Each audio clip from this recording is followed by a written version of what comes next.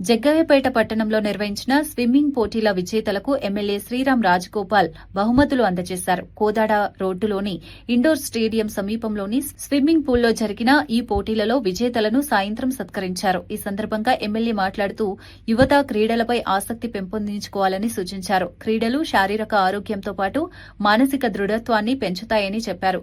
ఇలాంటి పోటీల ద్వారా ప్రతిభావంతులైన క్రీడాకారులు వెలుగులోకి రావడం ఆనందకరమని తెలిపారు. తీసుకురావడం కూడా చాలా అద్భుతంగా చాలా విషయాలు మాట్లాడుతున్నారు. ప్రత్యేకంగా ఇన్వైట్ చేశాం. మరి స్విమ్మర్స్ విషయానికి వస్తే పాండ్రంగారు దంపతులు మన ఏరియాలో చాలా మందికి ఫస్ట్ ఇందాక చెప్పినట్టు గతంలో ఎస్ఐ కిషోర్ బాబు ఇప్పుడు డిఎస్పీ అయ్యారు.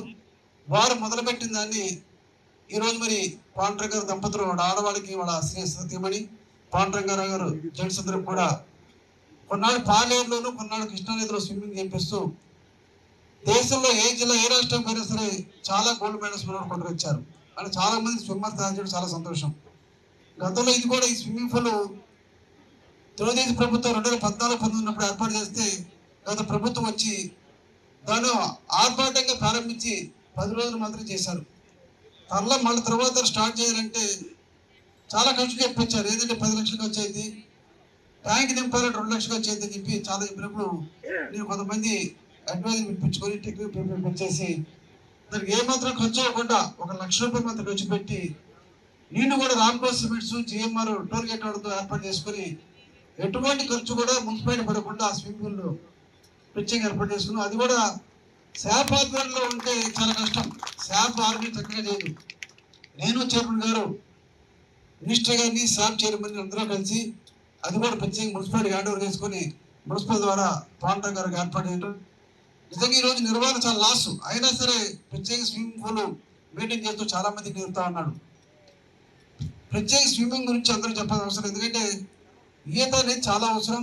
ఈరోజు వ్యాయామం చేయడానికి పెద్ద వయసు ఉన్నా సరే ఈరోజు 80+ మహిళా సోదరులు వచ్చారు.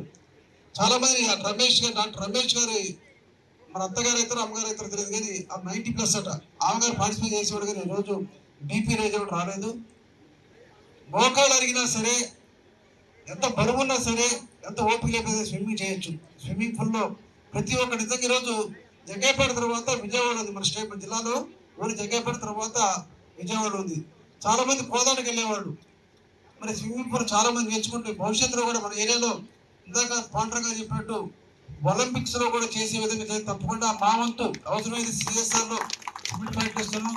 మా ముఖ్యమంత్రి చంద్రబాబు నాయుడు మాట్లాడి తప్పకుండా ఆ స్థాయికి వెళ్తే తప్పకుండా మా వంతు సహకారం కూడా తెలియజేస్తూ, ఎవరైతే విన్నర్స్ అందరూ కూడా శుభాకాంక్షలు తెలియజేస్తూ, అదేవిధంగా దీనిలో విన్నర్స్ కాకపోయినా సరే పార్టిసిపేట్ చేసిన అందరూ విన్నర్స్. ఎందుకంటే మా అందరూ ఎవరు స్విమ్మింగ్ రాదు, పార్టిసిపేట్ చేయడం గొప్పతనం.